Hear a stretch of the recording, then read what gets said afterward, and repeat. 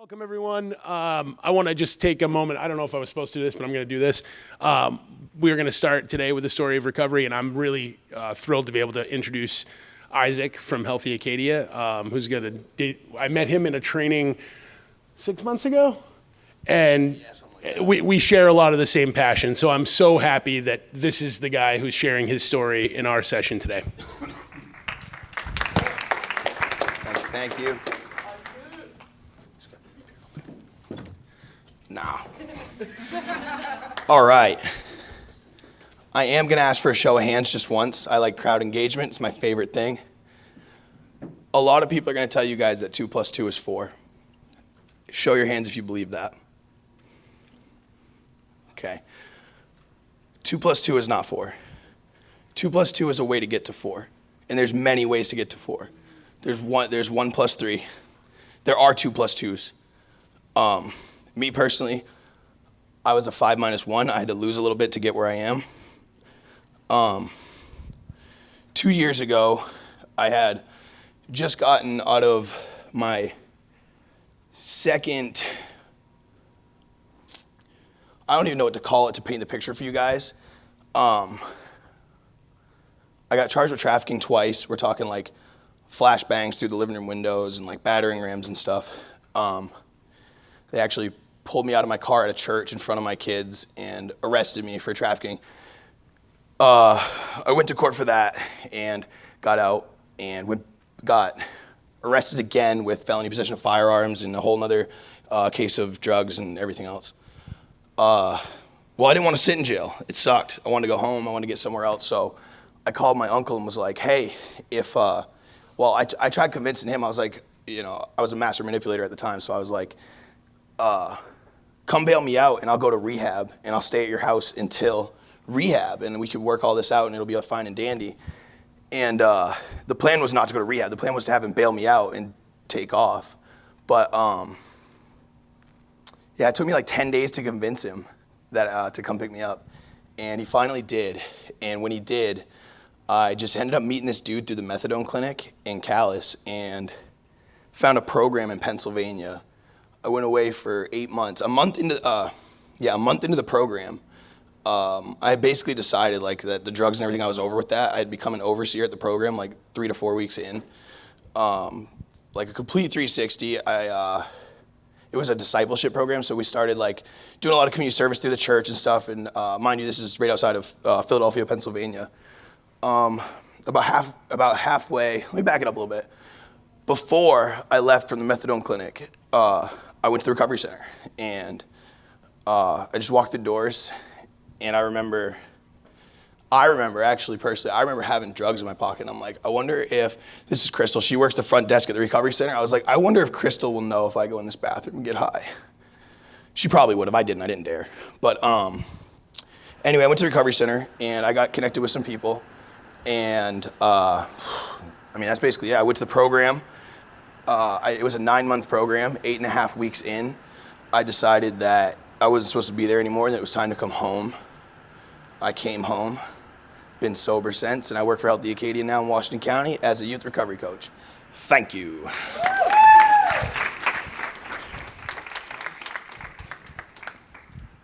Thanks a lot, man.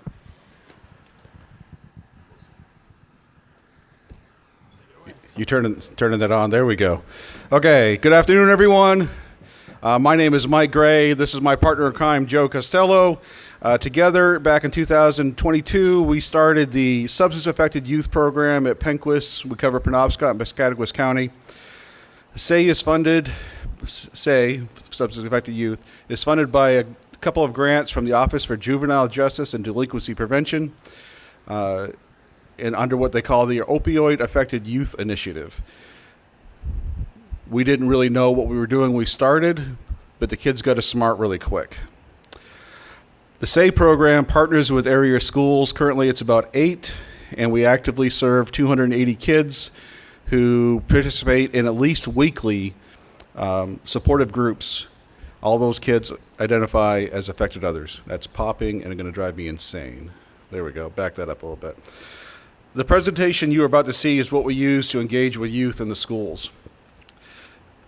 We designed it in the beginning, but it has changed a lot over the last 3 years because we let the kids decide what needs to be said. They tell us what works, what doesn't work, and most importantly, they decide what messages they think other kids need to hear.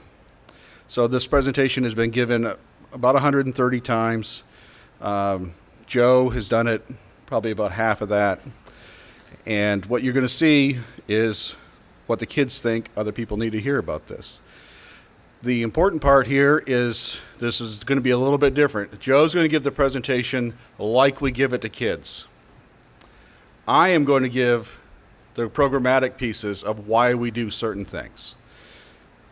So when you hear Joe talk, it's meant for kids and community members. When you hear me talk, I'm talking to providers so you understand why we do certain things. And everything you see today, we're willing to teach any community that wants to serve the youth in their community that are being affected by drugs and alcohol. Okay?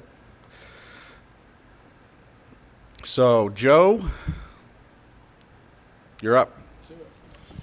All right, so handful of things that are a little different than the way we do this in schools. I don't dress like this in schools. Much more likely to see me wearing one of my many tour sweatshirts from one of the 6 Tool shows I've been to, or a Celtics jersey, or my ripped up dirty jeans from whatever I was doing in my garage the night before.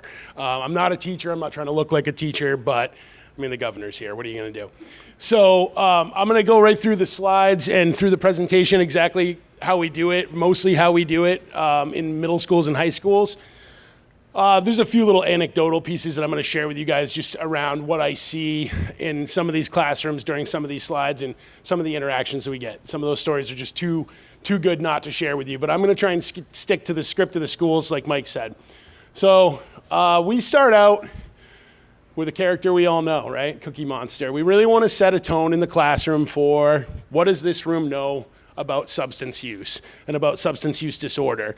I'm not going to actually poll this room because everybody here knows as much or more than I do. But we really want to know in that classroom, whether it's 4th, 5th, or 12th grade, where are you knowledge-wise so I can really engage with that audience appropriately. So we talk a lot about Cookie Monster, and we use the comparison, right? Taking more cookies than intended. Unable to stop, cravings and urges. When we start, that was Isaac's timer. He did great. He was way under. So we talk a lot about, what does this look like? What would this look like for kids your age? If you were not going to basketball practice because you're too preoccupied with maybe trying to find a new vape because you ran out of vape, what would that look like? And kids are raising their hands and they're giving us these examples as we go through this slide. Stop. What? Stop. Remember, I'm giving the programmatic stuff. Okay. Go back. Oh, gotcha. All right. Oh, we're going back and forth? Yes, we're going back here we and go. forth. This is going to be like dancing. I'm going to step all over your toes. All right, go ahead. So what we have found is it's very important up front to establish that we all have a common language when we sit down and talk with these kids. We need to make sure they understand what substances are, what substance misuse is, and what substance use disorder are. Those are the baselines. Surprisingly, when you go into some of these communities, they don't know what those terms are. Instead, they're using things like we don't want to use. They're harmful languages, especially when you see families that are split up. Maybe mom had a substance use disorder and the kid is now living with dad, and dad refers to mom as a druggie. And the kids carry that language into the school. We do not want to encourage that sort of stuff going forward, and we want to be able to use non-harming language. So we make sure that they have the right terms going into it. And the other thing with the Cookie Monster is it seems gimmicky, and we've actually caught some grief from some prevention people. But it's very important when you're trying to describe a DSM-5 and start trying to describe substance use disorder as a disease that you give them something that they can work with. Everyone understands that Cookie Monster is powerless to eat one cookie out of that plate, right? Have you ever seen Cookie Monster eat one cookie? Okay, and it allows us to flex up and down according to the maturity level of the group. Surprisingly, some 5th grade classrooms are really ready to talk about this stuff and they have the language down. Some 5th grade classrooms giggle. So you have to meet them where they're at and you have to give them their things. And then when you're talking to adults, everyone loves Cookie Monster, so it's not bad. There you go. Now you can go. All right, here we go. Yeah, go all the way through. Get all the animation up there. Oh. So, who is an affected other? I will tell you, I started out, my first time I ever stood in front of a group of students and I said, hi, my name is Joe and I'm an affected other. My voice was shaky. I wasn't sure what this guy was going to think. I wasn't sure what the principal of that school was going to think. I really wanted them to invite us back to do ongoing programming. And a little girl, after we explained who is an affected other, and we talk about kids, we talk about communities, we talk about grandparents, these, by the way, all are canned photos, except the bottom corner, those are my dogs. So we talk about pets and how everybody in a household is impacted. And the first time I said, hi, I'm Joe and I'm an affected other, a little girl in the center of about 75 kids at the middle school up in Lincoln, Maine, slowly raised her hand as reluctantly as I had just said the sentence. And I thought, oh, okay, this is important. We need to say this out loud. So I say it very proudly now, because I've got 280 kids that say it with me. I'm Joe and I'm an affected other. Yeah, so breaking down who can be an affected other is very important because of the preconceived notions of everything that goes on with that. In this room, we're here for a reason. We probably all know somebody in every demographic imaginable who is affected by substance use disorder, who has a substance use disorder. One of the preconceived notions that surprise us is the administrators at schools who don't realize that the middle-class kid with straight A's and plays 3 sports is an affected other. As a matter of fact, they will argue with us on that sometimes. No, that kid can't be in your program because they can't possibly. They come from a good family, that value judgment, which is so harmful and so frustrating. We don't partner with schools that are going to choose which kids are substance affected and send them to us. We engage with the kids, we let the kids identify, and we take whoever comes our way. But they have to understand that it affects everybody. So. Can you address allies real quick too? It's coming up. So we talk a lot about who does this impact. The link up here, I'm not going to go into all the links, but we developed something in our groups earlier this past school year that I affectionately call Real Talk, REEL, because in this short form, scroll up and down sort of world that we live in, I'm always seeing cool stuff about recovery. And we bring it to the groups. And this particular clip, we talk a lot about who's impacted. Again, family, friends, peers. We talk about celebrities, and this is actually just a clip, but I'm not going to take up our time. I think it's more valuable to talk about what we do. But if you haven't heard Jelly Roll talk about recovery, he's pretty powerful, and he reaches these kids, and they all know who he is. So we use a lot of different reels to establish some conversation as well. In this particular slide, we use Jelly Roll. So in some of the national conference I've been going to, they talk about, the refrain in the hallways is always that all kids are substance affected. Okay, I don't know if they are or they aren't, right? But what we're trying to do is open the door as wide as possible in order to be able to accept anybody who identifies that way. When I give this slide, when I give this presentation, I paint a word picture on those ripples. I ask the kids to envision a pond, and there's a frog floating in that pond, and they decide they're going to scare the frog by throwing a rock at it. But also in that pond is a turtle on a log, a duck swimming over there, and all the way across the pond is a fisherman fishing with a bobber. And when you throw that rock into the pond, who's most affected? The frog. You scared the crap out of him, you ruined his day. Is the turtle affected? I don't know. Did the waves hit the turtle? Did it knock him off his log? Did the duck feel the ripples? Did you make it fly away? Did you ruin the fisherman's day because his bobber went up and down?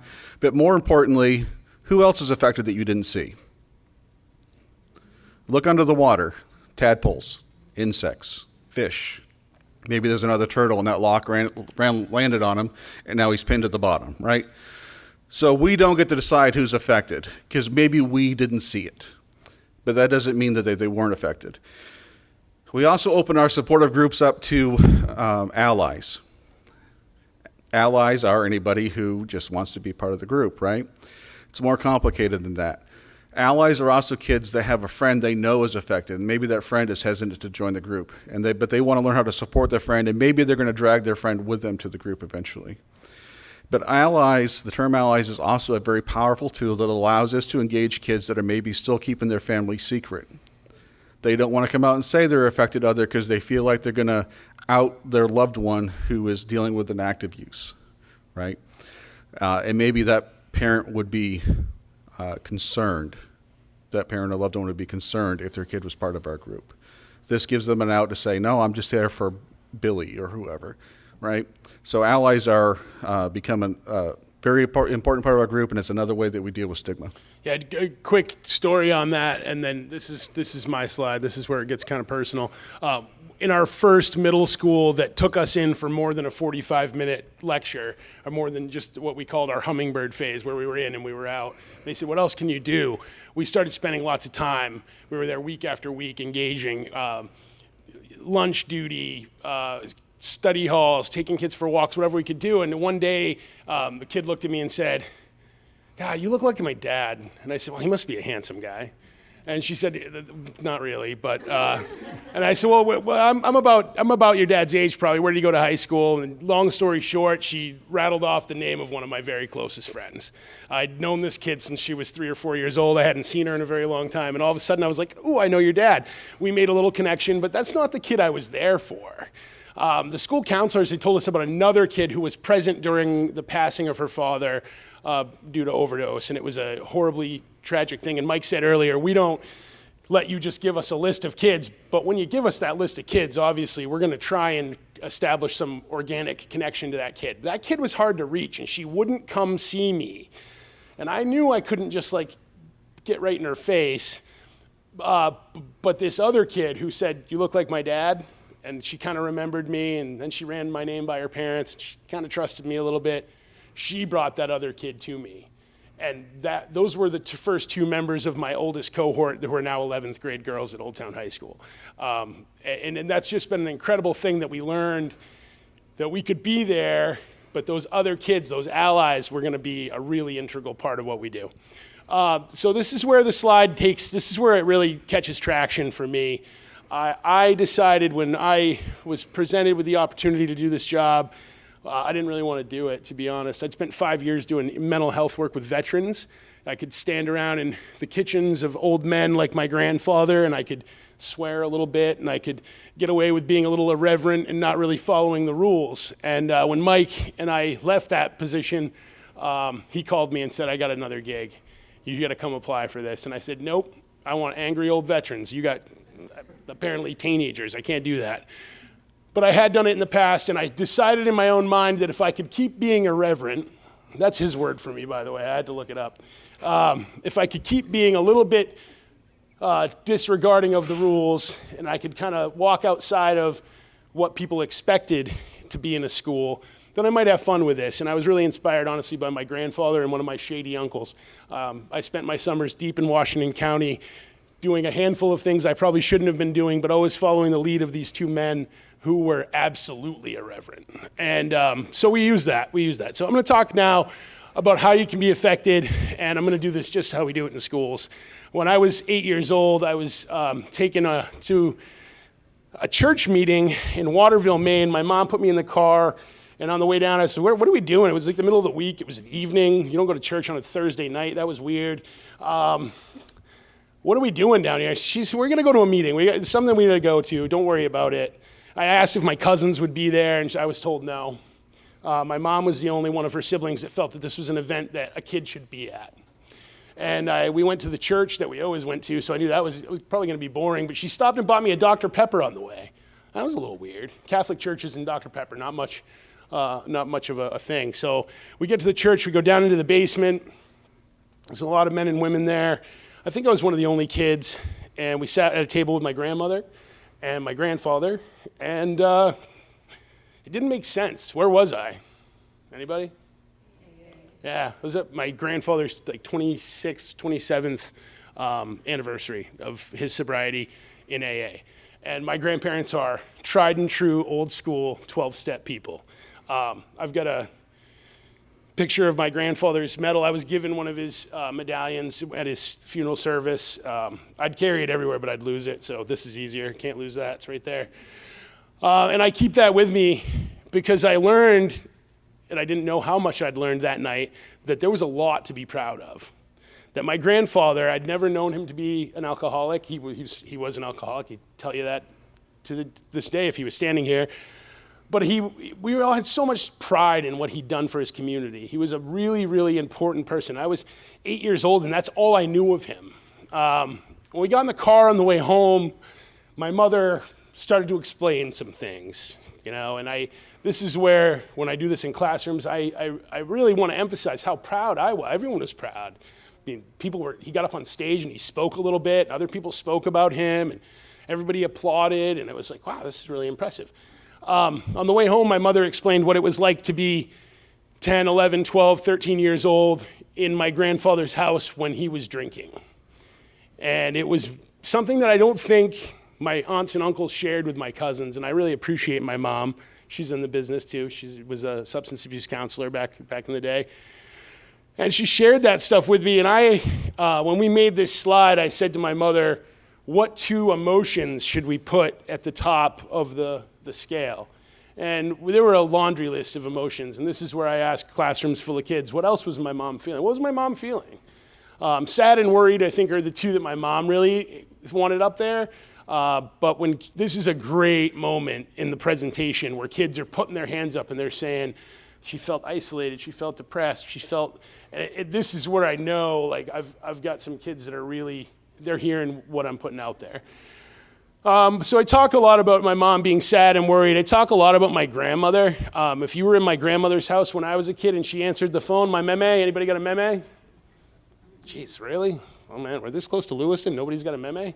All right, when she would answer the phone, if she spoke French, it was probably a sponsee from Al-Anon. So my mom spent a lot of time sad and worried. I talk about things with kids like when my mom was 15 or 16 and a boy came, I always joke with kids that back then, boys knocked on the door. And men like my grandfather answered the door and they asked questions like, do the tires on your car okay? Do you have money for popcorn? Are you gonna get her home on time? And my mom didn't experience that. My mom experienced my grandmother sliding her out the back door, giving her a $10 bill, probably not $10 bill back then, but whatever, and saying, please be home on time, please be safe. But there was none of that formality, and my mom felt that. It was embarrassing. My grandmother told me, as I got into my teenage years, I was really fortunate to have relationships with my grandparents and talk to my grandparents about their process. And my grandmother told me that she felt that she was the worst wife ever. She was a horrible mother. She felt alone, she felt isolated, and one night she was leaving a church service and a lady tapped her on the shoulder and said, Jeanette, I think you need to come to our meeting. And that was my grandmother's first invitation to an Al-Anon meeting. And it changed her whole life. So I like to make sure we're talking to kids about the fact that this has been going on for a long time. And then I'll ask questions like, well, okay, we'll get to that in a second. So my mom spent a lot of time being really proud of her dad, but it wasn't always like that. I always close this part by telling kids, my grandfather left home in 1976, 77, went to Seton in Waterville. He stayed there for 30 days. He went through detox, and he was very successful in establishing his sobriety from there. I don't know a lot about the ups and downs and the relapses and all the troubles in between, but that's what happened. But I can't stop the story there. There's more to talk about. So I shift gears now and I talk about my friend Taylor. And I share a little bit about my friend Taylor and I say to kids just like this, if I'm being really honest, Taylor and I, our favorite thing to do when we got out of high school was to drink beer, eat pizza, and watch football. Pretty much in that order. There was a lot of times we'd party and we'd watch football at my house, and one night after a Sunday night football game, Monday morning rolled around and my daughter got out of, so that's something else I haven't done is I usually introduce myself and let people know I have 2 daughters, 2 dogs, family. So my daughter had come out into the kitchen and she said, I don't know what you and Taylor were fighting about last night, but I really don't want him coming over, especially on a school night. My youngest is very strong in self-advocacy. I don't know where she got that from, but we love it. And I had to have a really serious conversation with T and just say, hey man, football Sunday is probably not going to be at my house anymore. What we had been in an argument about was him driving home. And I tell kids, when Taylor and I started watching football together, he might show up with a 6-pack. And then we'd each have a few beers. And then eventually he showed up with a 30-pack. And I was still only having a few beers, but Taylor was having a lot more.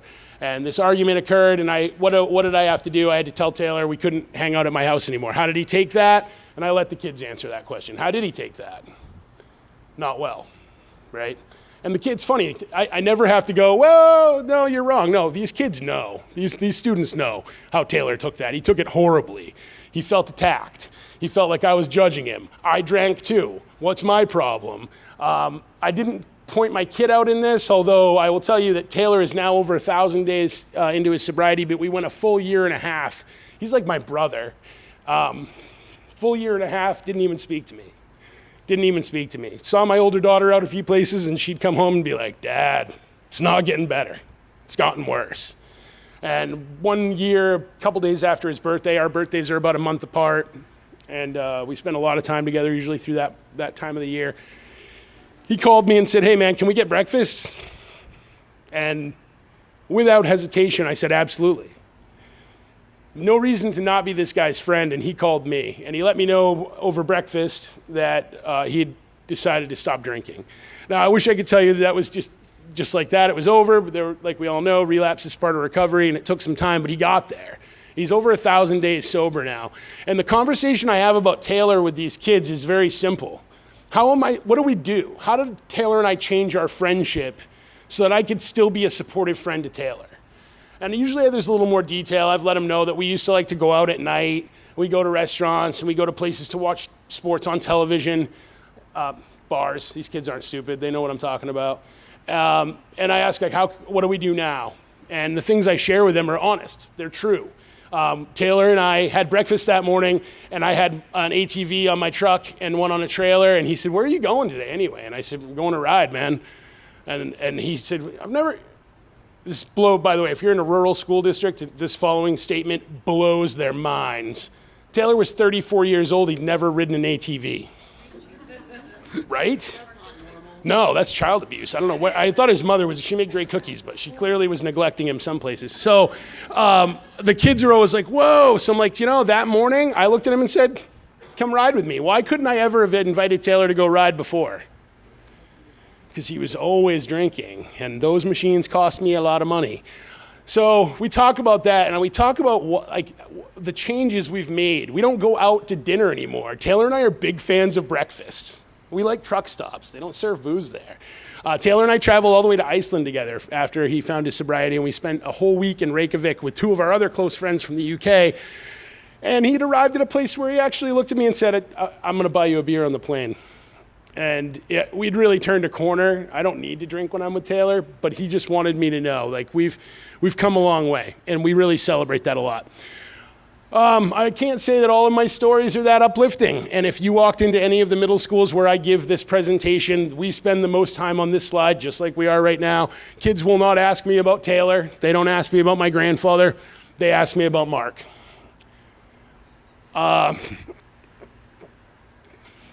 Mark's story has gotten worse in the last 3 months, so I'm gonna do my best here. When we graduated high school, Mark went to Maine Maritime Academy, and he graduated with all the shipping licenses and all the promise of anybody that could ever have come out of Maine Maritime. He went off to Louisiana, and he ran tugboats, and he made incredible money. And I was a teen parent, by the way. My 25-year-old was born 3 days before I graduated high school, and best thing that ever happened to me. And when he would come home, he would buy toys, and he wanted to take us out to dinner, and he was like, he was the life of the party. He was the life of the party. And when the kids went off to bed and went home, we'd get babysitters, and we'd all go out, and we'd have a great time. I think I can be a little more candid in this audience. Mark loved marijuana, but he put the merchant marine career ahead of that. But when he came home, those early 2000s, after we'd graduated high school, he went into a shop, and somebody presented him with a legal alternative. If people remember the days of spice, Mark heavily engaged in the use of spice to avoid failing his talk screens when he went back down to the Gulf to work tugboats. 2 or 3 trips back and forth, and Mark came home and he never left Bangor again. Why? Because he lost his job, right? You guys are slower than the middle school kids. Middle school kids, he got fired.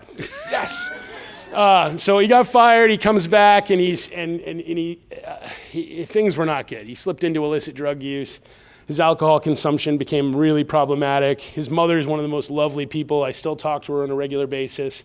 We went from all of this struggle to his mom calling me one day and saying, I can't have him in the house anymore. He's got to go. I just want you to know that he's going to be out of the house. He was camped out. He very adept and loves deep woods camping, and he lived on a golf course. They had no idea. He was there for like 2 summers. They had no idea. He spent about the last, 3 or 4 months previously in a storage unit. The gentleman that owned the storage units passed away. He was a nice old man that, again, knew his mother, and his heirs did not feel quite the same way about that occupancy. So Mark's story just gets harder and harder, and he's engaged in services through Penquist where I work. My own daughter was able to try and help do some housing navigation for him, but he just isn't there yet. So this is where I ask the most important question that I ask anybody during this presentation, which is, can I still be Mark's friend? Yeah. And I will tell you, in 6th grade and on, it's almost always an undoubted yes. 5th graders will debate each other on this, and it's so cool. Like, you raise your hand and you say yes, and over here he's like, no. So then my next question is, how can I be Mark's friend? How do I, boundaries, yeah. Jeez, you got the playbook.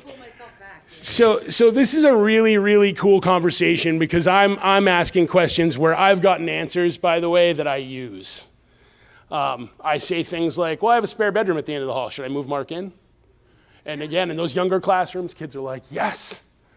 And other kids are like, no, don't do it. The examples, I spend about 20 minutes every week or every 2 weeks on the phone with Mark's mom. She's a lovely lady. She made me lots of cookies, and she deserves to know whatever I know, whether it's good, bad, or nothing at all. She deserves to know if I've seen her son. So I can do that. That's a way I can be a friend. I collect some mail for him. She really, really wants him to take me out to dinner all the time. I really wish she wouldn't do that, but she sends me gift cards to restaurants to my house, and I make sure he gets those, and we go out to dinner.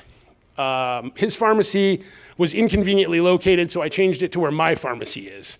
So now when I pick up my meds, I say, Mark so-and-so, and I rattle off his birthday, and they give me his meds, and I track him down and I make sure he gets those meds.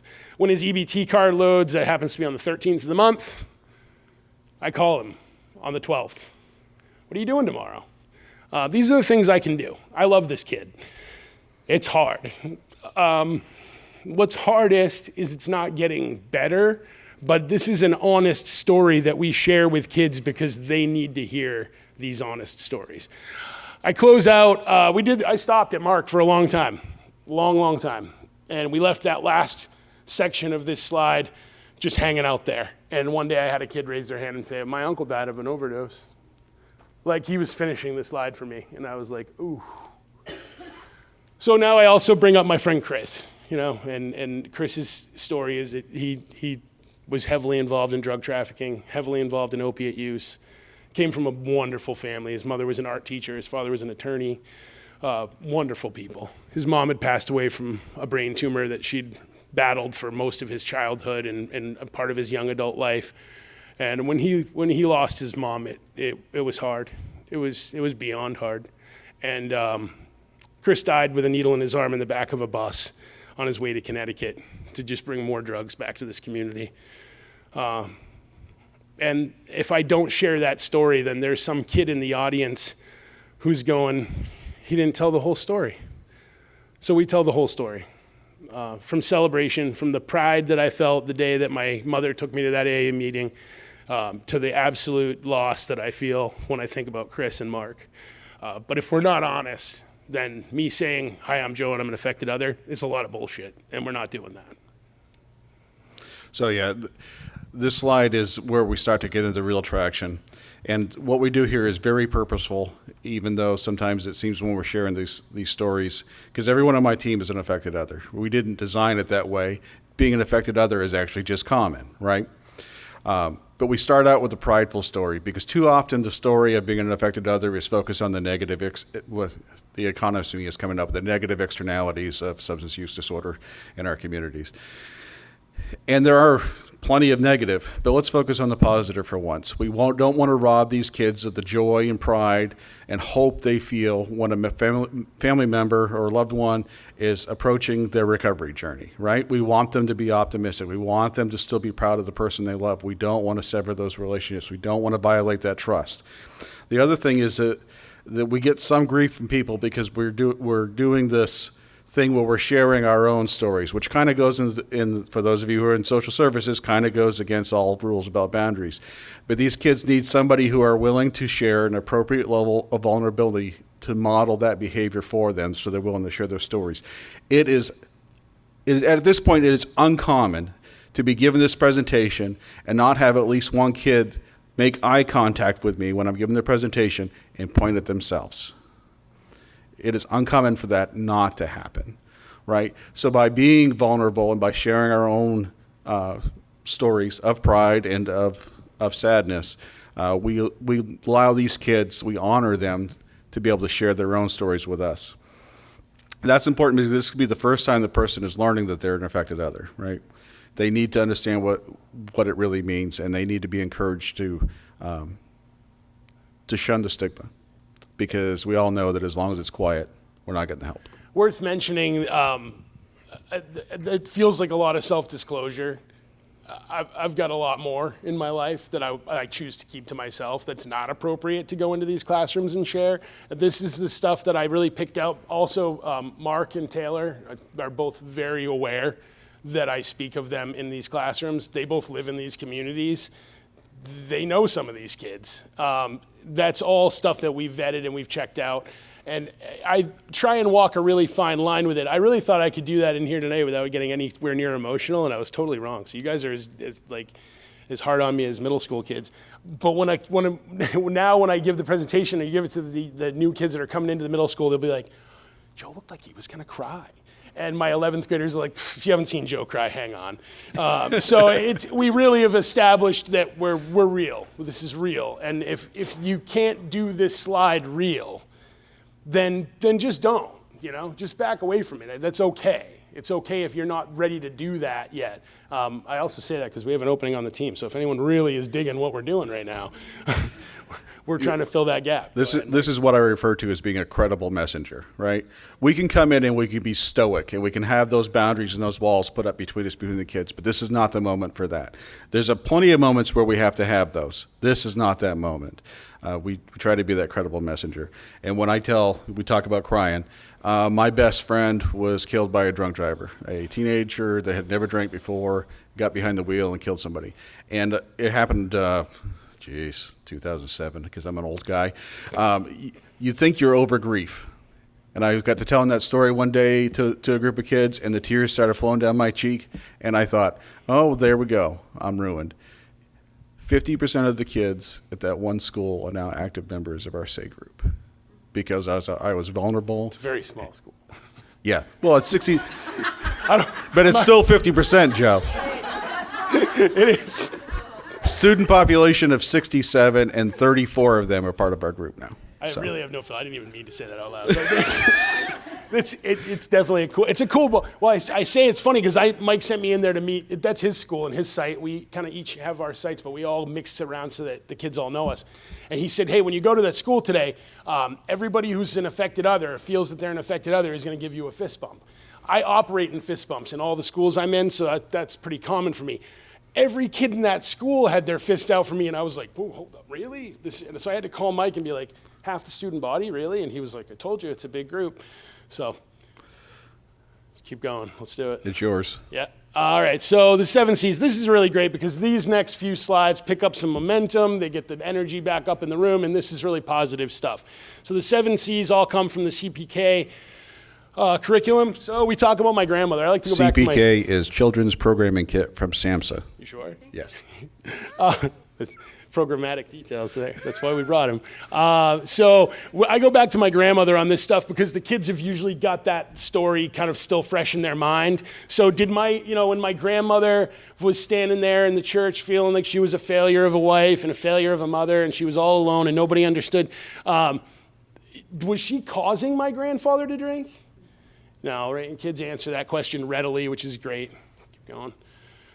I talk about my grandfather went to detox. He went to rehab. Was he cured?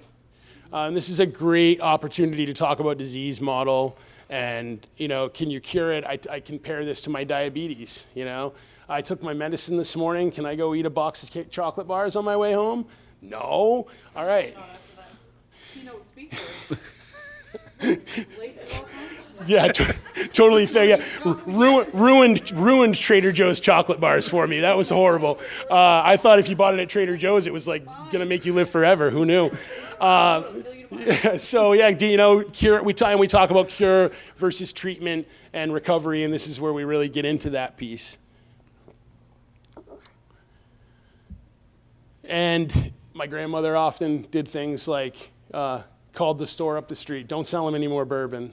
My Uncle Mike told me a story one time, my mom's oldest brother, about how he would walk to school, and on the way to school, he would go to the Catholic cemetery where my grandfather was the superintendent, and he would take the bottles that he knew were hidden in the drawer behind the filing cabinet, and he would throw them away.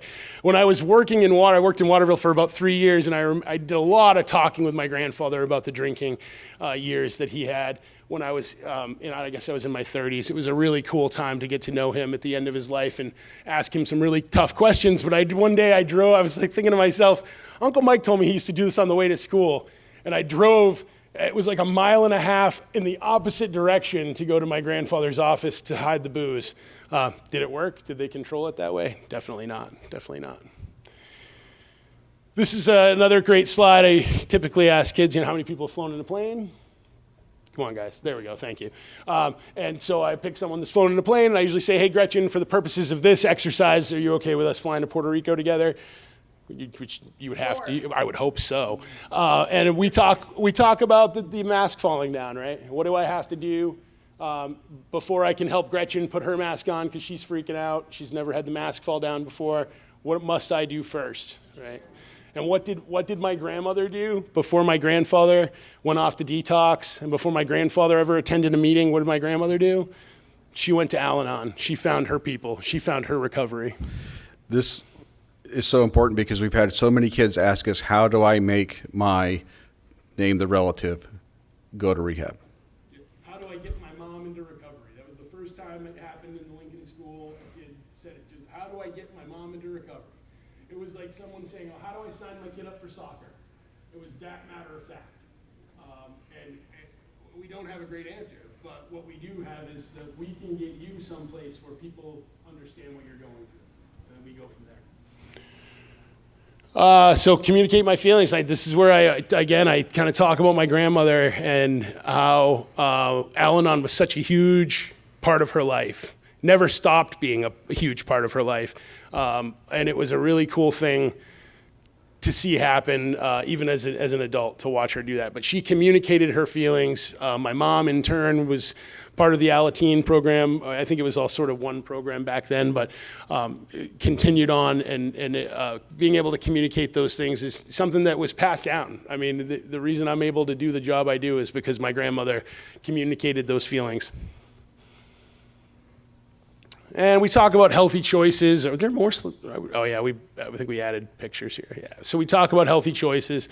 One of the things, I get to do so many cool things in my job. One of the things that I started doing at the beginning of last year was trying to find ways to be more vulnerable to kids. Let them know that we're as adults, we can be vulnerable too. And part of that was wrapped into healthy choices. I started singing in a middle school choir in one of the schools that I'm in. It was really a joke. Like, I'm gonna burn up an hour on Wednesday. No one's gonna know where to find me. It's gonna be like getting a break. The kids were so into it. At the end of the first trimester, whatever it is, half the year, the music teacher said, we have a concert coming up, and you're gonna be singing with the baritones. And I've sang now in 2 middle school choirs. I did 4 years of chorus in high school, but I'm not a great singer. That was entirely because of the male to female ratio. That's why I was in chorus. But now I'm in chorus because it's a healthy choice, and it shows kids that you can make healthy choices and you can be a little vulnerable. By far, my favorite C of the 7 C's, we celebrate. And in the SAY program, we celebrate everything. Whatever it is, if you've got a smile on your face and you come flying up to me in the morning to talk about it, we got to celebrate it. Doesn't matter what it was. Some of my favorites, kid lost their parent and was being kind of loosely raised by a 19-year-old sister. Teamed up with the school counselors and administrators and some other folks at the department and made sure that that 19-year-old sister got guardianship. And the day she got guardianship, this guy showed up with enough ice cream to make half the 7th grade absolutely feral for the rest of the day, and we celebrated. It was a 20-minute celebration. I went to the principal. I said, I need these kids. I need them in the cafeteria. We're going to get them all sugared up, and then we're going to send them back to class. And she said, that sounds awesome. I'm in. So that's how we celebrate, and we don't miss an opportunity. If it's got you smiling, kid, we need to celebrate it. So the 7 C's, when we do this presentation, this is just like the precursor, right? This is to help kids. What we do is a multi-tiered system of support. So this is tier 1. It's just the awareness. We're just out there talking to everybody, helping them be able to understand whether they are an affected other or not, and to give the bare bones equipment, right? So I think at this point, about 3,600 people have heard us talk. Joe's being very tame today. We get a little bit animated sometimes. But after the kids who identify as an affected other and choose to join the SAY groups within the schools, that we then launch into a whole bunch of curriculum. But the very first thing after establishing our group norms and all those things, our group agreements, is we will launch into classes on specifically into the 7 C's, and we dive really deep into them. Classes, gross, activities. Activities, okay, and our group sessions. But when we get to every time when we get to that last C, the celebrate part, we do celebrate. Yep. That school where I got 50% of the kids, man, I bought deli trays and fruit trays and brownie trays, and I had it all covered up. They had no idea. We went over the last 2 C's, and the last one was celebrate, and I just whipped back a tablecloth with all that food out there, and those kids gorged themselves and then filled their pockets and took it all home. Because I asked them, what are we celebrating? And they're celebrating the fact that they've been equipped to deal with what's going on in their lives, right?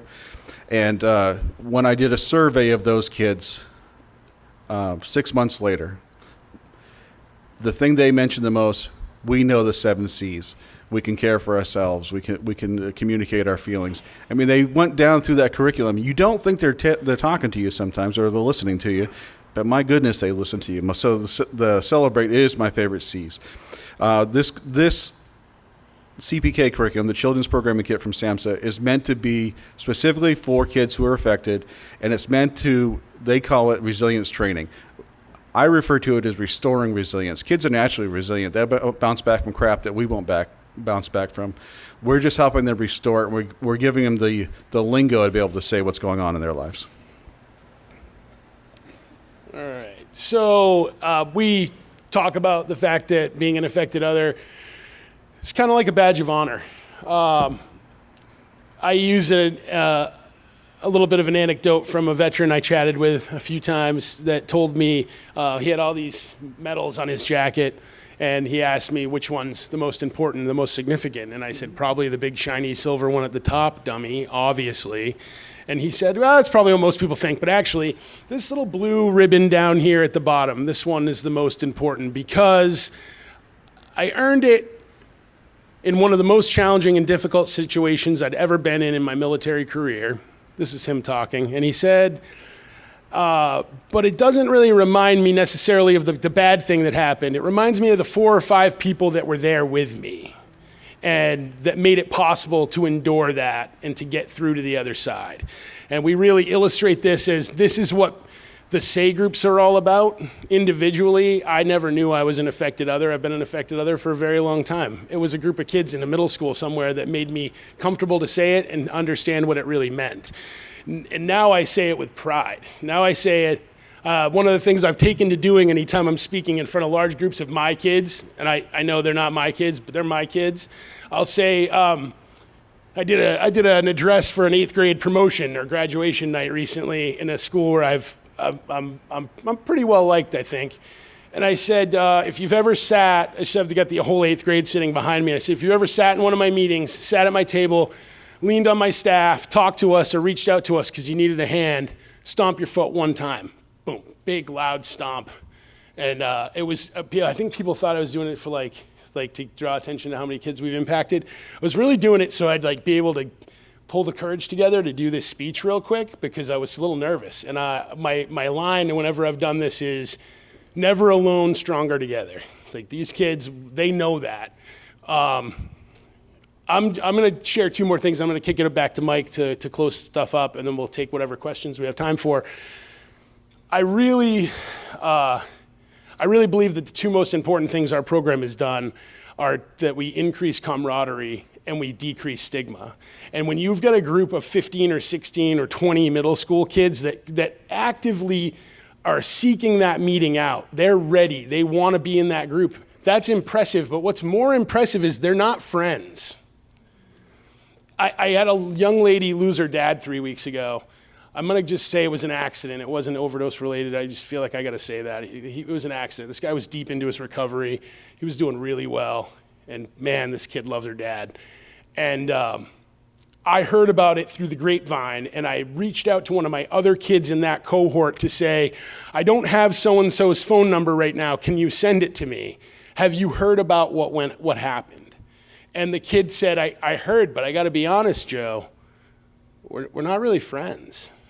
Like, we see each other in your group. Here's her number. Send her my love. And to me, that's profound, that these kids come to my meeting every week and they're not friends. They're not necessarily great friends, but they belong to something that binds them together either way. And if they're having a moment, they will be there for each other. That's really important in a teenage setting, that we're able to achieve that. The other thing I want to share real quick is that I think when we started this, everybody said, don't do drug prevention. You're not drug prevention specialists, although I think we're well on our way. But the way that we talk to these kids is I'm not going in there necessarily with the idea that I'm trying to prevent them from doing drugs. I would love for that to be a byproduct of this, but that wasn't what the grant set us out to do. This past school year, as part of the PBIS, the bar process in one of the schools we're in, they have an advisory meeting every morning. And in one of the advisory meetings, they shared a story. It was an old Native American story about a young boy who goes on a vision quest. He gets to the end of his vision quest. He's been in the valley living on his own and living off the land for a few days. And he's completed it. He's very proud. And he looks at this mountain. And he decides to climb to the top of the mountain. When he gets to the top of the mountain, there's a rattlesnake there. And the rattlesnake says to him, pick me up. Carry me back to the warmth of the valley. If you don't, I'll die. And this very convincing, very charismatic snake convinces this boy to pick him up. And the boy kind of goes back and forth with the snake in the story a little bit. And he picks the snake up and he carries it back down. And in the valley, he puts the snake on the ground. And what happens? The snake bites him and the boy dies. And this is supposed to be a metaphor for drug use, right? So and when I brought this back I listened to it in a general ed classroom full of a bunch of kids, some in my group, some not. And I thought about it all day long. At the end of that day, I had a group of 8th graders, and I said, we're going to do the exercise from this morning, but we're going to do it our way. We're going to rewrite the story. I think the story's missing some stuff. And these are the things I heard. Well, the snake was just waiting at the top of the mountain. Joe, that's so stupid. That boy had an uncle that always carries a snake. That boy had friends that had picked up snakes 100 times and put them back down, and they didn't get bit and they didn't die. The snake was always there, right? So I commend that school on having that conversation with their entire student body that morning. That's an amazing thing to start your day with. Totally commend that. But I was so proud of my kids for rewriting it through the frame of reference of kids who've been impacted and affected by someone else's substance use, because their struggle with drug prevention is going to look a lot different than what we anticipate. So we've rewritten that story. I have 3 students that are gifted and talented English students. I went to the teacher and I gave her this story, and I told her about the discussion, and she had those kids rewrite the story from the perspective of an affected other. And I think it's a really powerful tool now. Thank you folks so much for listening to me. I'm going to hand it to Mike to wrap things up. Yeah, so like we said, we have these say groups within the schools. The kids decide what the group agreements are going to be, blah, blah, blah, blah, blah. This is, here's Here's the things I want to. I've got stats up here. Like I said, we've got about 280 kids currently in supportive groups within 8 schools. Here's the thing: we have 8 schools we're currently serving. We have more schools than that on my wait list, but I can't get to them all. With a staff of 3, I can't get to them all, right? And if we've got 275 kids out of 8 schools, 280 kids out of 8 schools. How many kids aren't getting the help? How many of them don't know they're affected other? How many don't think they're alone in their struggles? How many of them think their family secret has got them strangled? We've given this presentation, like I said, 130 times plus to 3,600 students. 370 kids have received that resilience training from the CPK, the more extensive stuff. 900 kids have attended what we're called drop-in events, where we just meet with kids, right? We do fun activities. We've made so much freaking slime that I am tired of slime, and I still find it on my steering wheel and all kinds of stuff. I've made so many bracelets that my fingers get blisters. We got some really cool field trips that the community's reached out now. We did a tour of Waterfront Concerts venue in Bangor last week. We've done the airport twice. We're getting invited a bunch of new places. We do that stuff, but the meaningful things is the engagement with the kids. The kids show up to talk with us. Yesterday, I get to sit down with Joe, and a kid we haven't seen in a while came in and talked about her mental health struggles, and Joe got to sit down and talk with her about how to better engage with her counselor. Important things like that. Yeah, we're doing goofy things. They went for a walk, but they're doing very meaningful things, and that's where the rubber meets the road. The number one thing Joe insisted on telling the kids when he starts with them is, I'm not a cop, I'm not a social worker, and I'm not a teacher. Kids important, the kids know what we're not. It's important for Joe to dress, and me. If you see me in pants today, this will be the only time you see me in pants. I wear shorts year round, let my tattoos fly, because it's another barrier. I don't want to look like a social worker when I go in and talk to these kids, right? But what Joe is an incredible adult who gives a crap about these kids. And in a national conference the other day, I used that term. All they need to know is that we give a crap. And then the doctor that I respect very much put it into very evidence-based terms. And I said, well, thank you, but I like my simple way. The sort of things that Joe does and the folks on our team, he talked about being in chorus and going to chorus concerts. Kids asked him to become the speaker at their graduation. He goes to sporting events and cheers on the kids. In an event a few weeks ago, the track championships, he was cheering on, 3, 4, 5 kids? So that was a really cool moment, because these kids they know we go to other schools, but they think they're it, right? When I'm in your school, that's it. So my coworker and I are standing at the end of a 100-yard dash, 100-meter dash, whatever it is, and I'm cheering on. There's 3 kids from 3 different schools all in the same heat, which was a huge moment for me. I'm like, oh, this is amazing. Well, they all came running up to us because as far as each of them were concerned, we were there specifically for them. And when they all arrived at us, it was like, wait a second, I'm so proud of each of you. You all did a great job, but hold on, can I please introduce you all to each other? And who would be okay with telling each other how you guys know me? And everybody was like, oh, I'm in SAY group. Oh, I'm in SAY. Wait, you guys are in SAY group? We did a youth summit at Penquist, kind of outside of our program, but it was the youth division puts it on collectively. We had how many, what was it, 200 kids total? Yeah. How many were in our program? 90%. Yeah, that was the first time I did the whole stomp your foot if thing, and it was it made me have chills. It was really cool.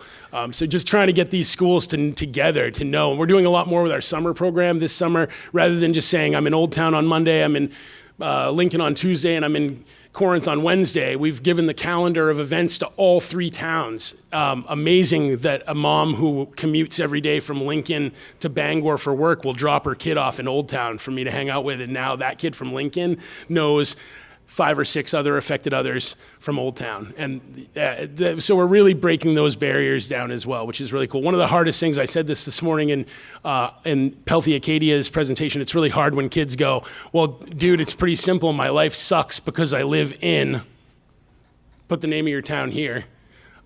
We really got to break that. And by introducing them to kids from other towns, we're making that happen. I was singing his praises. You want to interrupt me? Sorry. Something else he did a couple of years ago, we had a young lady who found her father passed away on the bathroom floor, and she was called to testify in the court case for the individual that sold him the drugs that took his life. And that poor young lady didn't have anyone else to lean on, because if you've dealt with courts, you know that everyone else in her family was also going to be witnesses. They weren't allowed to be there when she was testifying. So Joe went and sat in the courtroom with her and sat there when she testified, so she wasn't alone. It's the little things like that that matter. And he talked about the father who passed away in the accident. The funeral's tomorrow. Guess where he's going to be? So. It's, I tell people all the time, it is the best job. There's 600 employees at Penquist. I have the best job out of all 600. I know those CEOs, they make good money, but I have the best job. I guarantee it. It's nothing that I ever could have imagined that we came to this event 3 years ago, and if somebody had said, hey, your program's going to catch fire so much that you're going to be sharing this at this event, I would have told you were crazy. The first summer we sat around in parks, we chased kids. I joked with Mike, what do you want me to do? Go to the playground and say, whose mom does drugs? And just see who wants to hang out. It was the kind of the running joke, but we figured it out. This presentation is what gets us through the door. It's what breaks those initial barriers. And the final piece of this is a gateway towards youth recovery. We all know about multi-generational substance use disorder.